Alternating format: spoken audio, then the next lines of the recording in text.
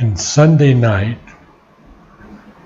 because I'm in this very dark passage of the descent into the night, I asked Vladimir to contribute something from the Vedas, and he spoke about the 2 nights that are in the Vedas, and it was beautiful, beautiful. And so many people are now opening to Savitri because of this connection with him, because he can bring all the Vedic knowledge in. I mean, he's a Sanskrit scholar. Yeah. So let's talk a little bit about Savitri first, because the world is not ready for Savitri. Mother said it may be 100 years, 100 years before the world begins to open to Savitri. It means that we have to be so grateful and so humble that we have opened early to him. And Book 1, the Book of Beginnings, Canto 4, the Secret Knowledge.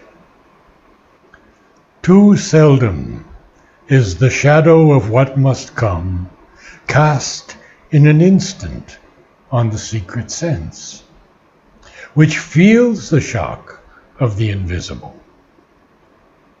and seldom in the few who answer give the mighty process of the cosmic will communicates its image to our sight, identifying the world's mind with ours. Now, I have to share with you something that Sri Aurobindo, I found this in The Secret of the Veda. It's a definition of the cosmic will. Very important because he capitalizes the W in will. Agni is the Deva, the all-seer, manifested as conscious force, or as it would be called in modern language, divine or cosmic will, first hidden and building up the eternal worlds, then manifest, born, building up in man the truth and the immortality. So beautiful.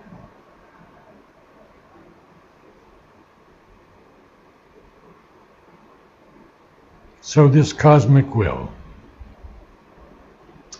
in the life divine. Moreover, we see that this cosmic action, or any cosmic action, is impossible without the play of an infinite force of existence, which produces and regulates all these forms and movements. And that force equally presupposes or is the action of an infinite consciousness, because it is in its nature a cosmic will, determining all relations and apprehending them by its own mode of awareness. And it could not so determine and apprehend them if there were no comprehensive consciousness behind that mode of cosmic awareness, to originate as well as to hold, fix, and reflect through it the relations of being in the developing formation or becoming of itself, which we call the universe. My gosh, this cosmic will, you see, that's something we have to understand. It's so powerful. And so I'll continue on now. Oh, but I should do one more in a letter on yoga. The cosmic will, and he capitalizes both cosmic and will, is not to our ordinary consciousness something that acts as an independent power, doing whatever it chooses. It works through all these beings, through the forces at play in the world, and the law of these forces and their results. It is only when we open ourselves and get out of the ordinary consciousness that we can feel it intervening as an independent power and overriding the ordinary play of the forces. So this is extremely important because it never acts on its own. It always acts through the consciousness that's behind it. But it works through all these beings, he says, all of us. And it is only when we open ourselves and get out of the ordinary consciousness that we can feel it intervening as an independent power and overriding the ordinary play of forces. Now that's very important because there are so many plays of forces. I won't mention Asuric, but let's take Rajasic and the lower one.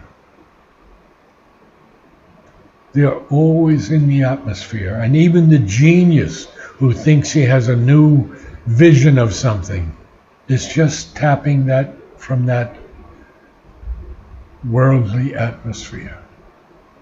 Sri Aurobindo said none of our thoughts are our own. None of our thoughts. Wow. Any questions? Okay. Now he's going to come down on us a little bit. Our range is fixed within the crowded arc of what we observe and touch and thought can guess, and rarely dawns the light of the unknown, waking in us the prophet and the seer. And that's a little depressing, isn't it?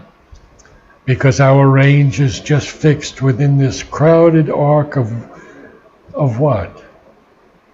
Of body, life, and mind, and the senses, the materialistic view. That's all we are right now. We have to rise above that. Our range is fixed within the crowded arc of what we observe and touch and thought can guess. So we could have said smell also and sight. That's the five. And that's empiric knowledge. And it's the knowledge that science has held for hundreds of years. And now they're breaking through. I watch a lot of these things on YouTube.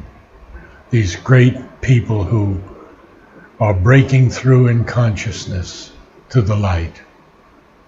And I could rattle off 10 names that are very important, but the important thing is that we are breaking through as a species, as a human species, breaking out of the narrow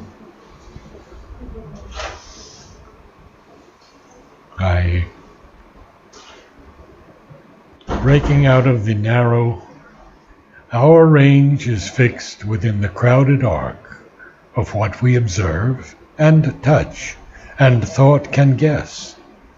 And then he says to us, and rarely dawns the light of the unknown. And I've read to you previously many times, the unknown is not the unknowable. It need not remain unknown for us unless we choose ignorance or persist in our first limitations. For to all things that are not unknowable, all things in the universe, there correspond in that universe faculties which can take cognizance of them. And this is why time travel, telekinesis, telepathy, all these things are possible. Things that science does not accept.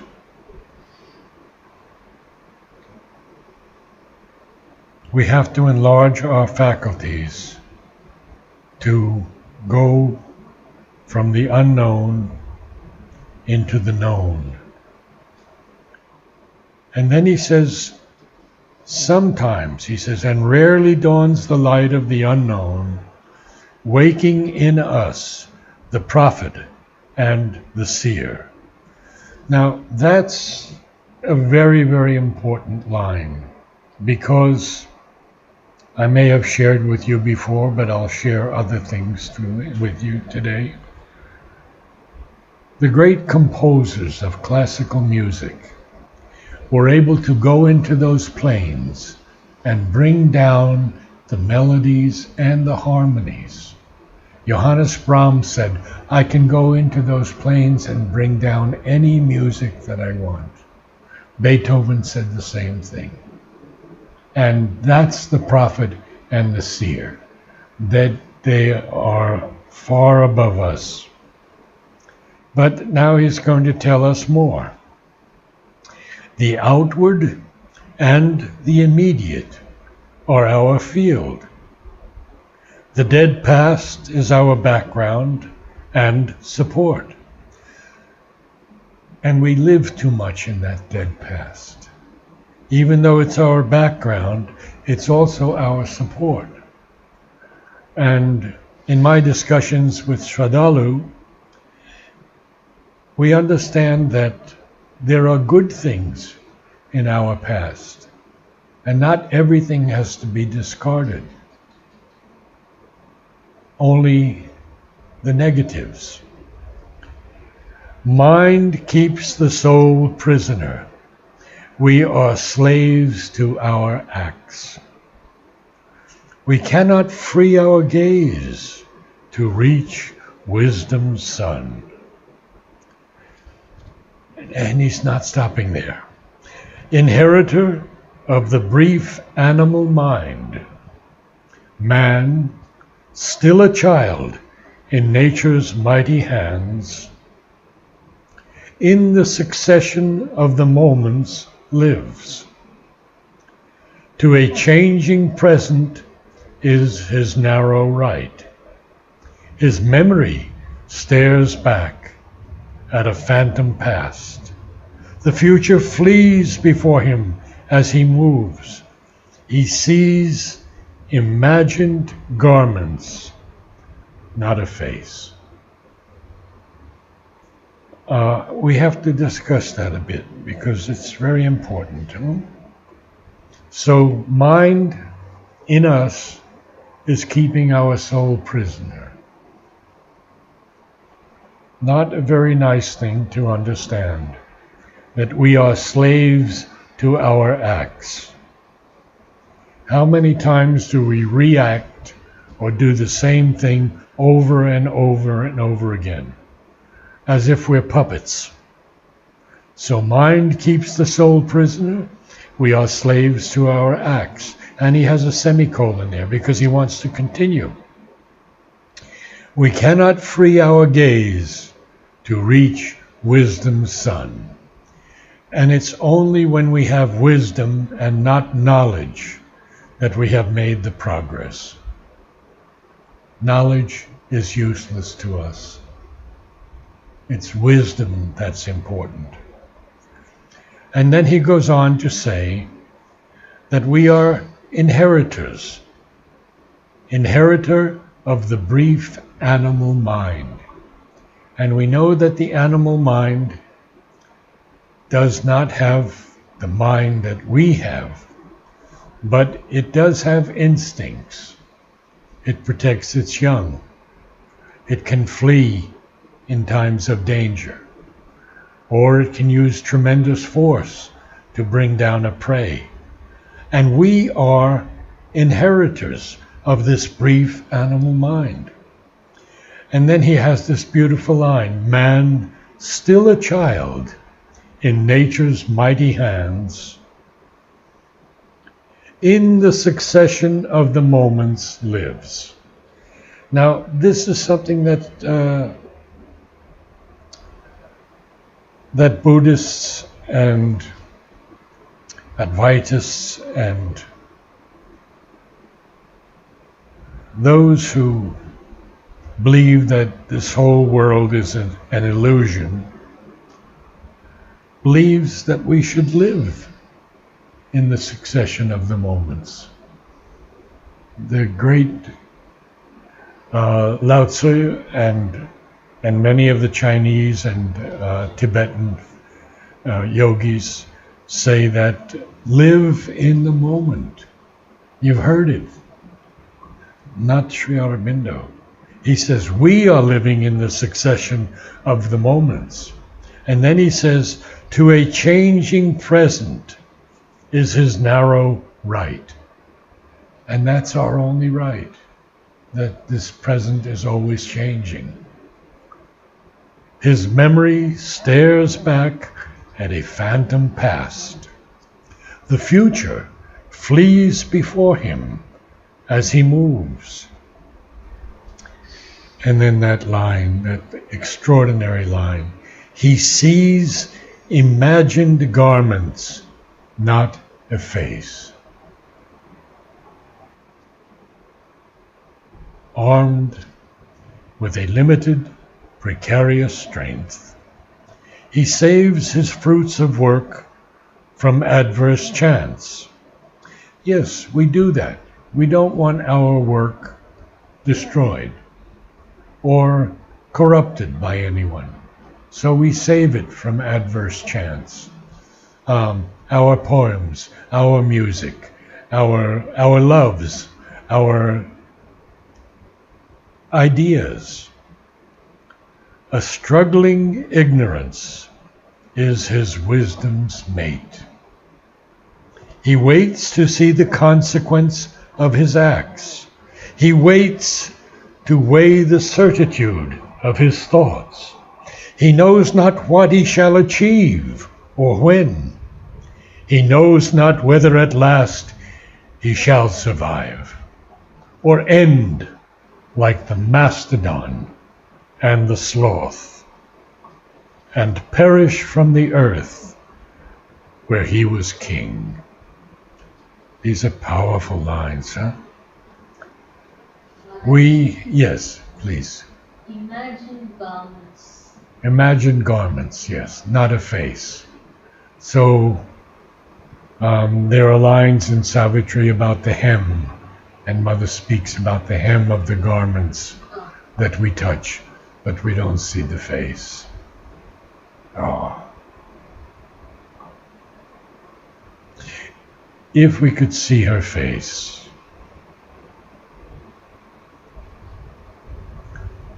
and I have seen it so many times in inner experiences, where Mother would come to me, speak to me, and others as well, Sri Aurobindo as well. So, still, we want to save the fruits of work from adverse chance. A struggling ignorance is his wisdom's mate. He waits to see the consequence of his acts, because sometimes we do very good acts. We don't want to see them destroyed. We want to see them preserved, but they're very small. He waits to weigh the certitude of his thoughts. And, my gosh, he knows not what he shall achieve or when. And that is true of all of us. We don't know what we're going to achieve. Many of us are quite young, in our late 20s, early 30s, 40s, 50s, and we know not what we shall achieve or when. And then these two powerful lines. He knows not whether at last he shall survive or end like the mastodon and the sloth, and perish from the earth where he was king. What's the mastodon? a big elephant-like creature. And the sloth, very slow moving and dying out through much of the world. I heard an interesting thing from an Aurovilian recently, that these fellows who used to take foreigners on hunting trips to kill the sloths at night have stopped doing that, and now they take them to photograph everything. So that's nice. Okay. He is ignorant of the meaning of his life.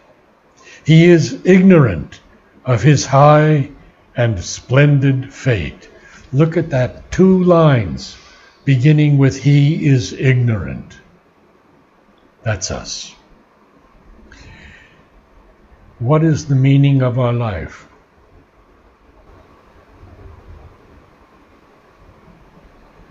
It's a good question, isn't it? Why have we come here? Why is this earth in such trouble? Why is falsehood rising instead of falling? The answer there is it wants to impede the progress of the supermind. And if we don't understand that, we can't begin to understand why there's so much evil on the earth. Only the immortals on their deathless heights, dwelling beyond the walls of time and space, masters of living, free from the bonds of thought. Interesting line. They are masters of living, but they're also free from the bonds of thought. These obligations that tie us to things, free from all of that. And then we'll go a little further, next page 54, and end there today. Let's see. Let's go back to the beginning. Whoa. Who are overseers of fate and chance and will. Notice he capitalizes all 3 words: fate, chance, and will. And overseers are those who watch as from a higher position. And of course he capitalizes fate. And I should read, well, no, I've done that so many times with you, it's okay. We'll continue on. And experts of the theorem of world need can see the idea, the might that changed time's course. And we'll go back to that in a moment, but I want to end that sentence. Come maned with light from undiscovered worlds. Here, while the world toils on with its deep, blind heart, the galloping hooves of the unforeseen event, bearing the superhuman rider near, and impassive to earth's din and startled cry, return to the silence of the hills of God.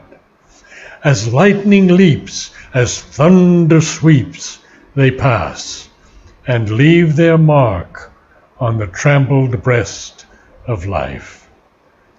Oh, there's so much to share with you here, and I'll do that, and then we'll stop. First of all,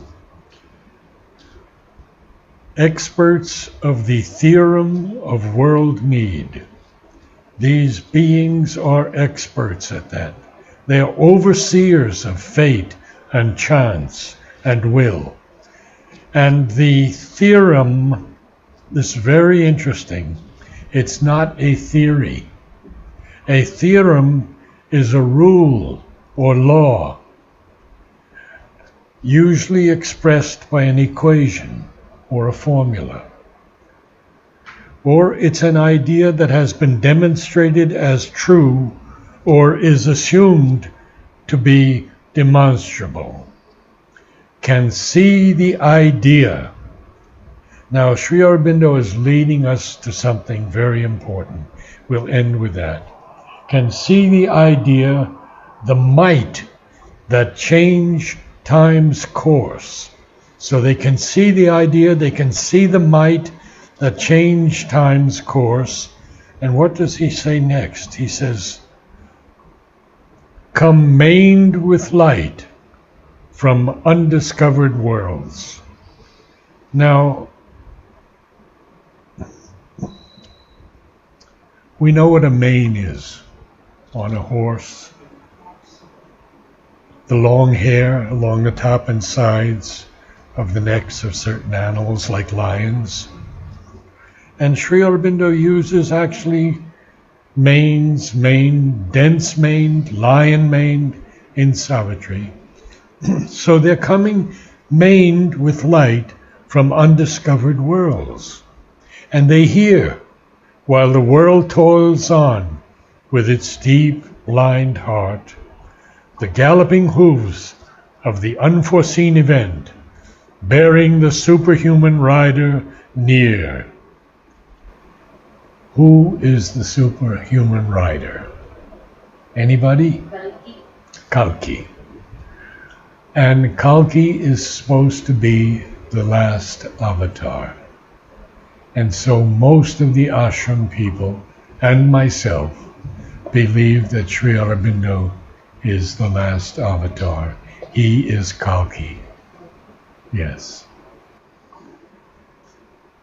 And what does he say? He says avatar would have little meaning if it were not connected with the evolution. The Hindu procession of the 10 avatars is itself, as it were, a parable of evolution. First, the fish avatar, then the amphibious animal between land and water, then the land animal, then the man-lion avatar, bridging man and animal, then man as dwarf, small and undeveloped, but physical. And physical, but containing in himself the Godhead and taking possession of existence. Then the Rajasic, Sattvic, Nirguna avatars, leading the human development from the vital Rajasic to the Sattvic mental man, and again the overmental Superman. Krishna, Buddha, and Kalki depict the last 3 stages. Notice that he says first Krishna, then Buddha, and then Kalki last. Depict the last 3 stages. The stages of the spiritual development. And then he goes on, and this is so beautiful. Krishna opens the possibility of overmind. Buddha tries to shoot beyond to the supreme liberation. But that liberation is still negative, not returning upon earth to complete positively the evolution. And then he says, Kalki is to correct this by bringing the kingdom of the divine upon earth. Oh, destroying the opposing Asura forces. The progression is striking and unmistakable. So Kalki is Sri Aurobindo. And impassive to earth's din and startled cry, return to the silence of the hills of God. As lightning leaps, as thunder sweeps, they pass and leave their mark on the trampled breast of life. We'll end it there.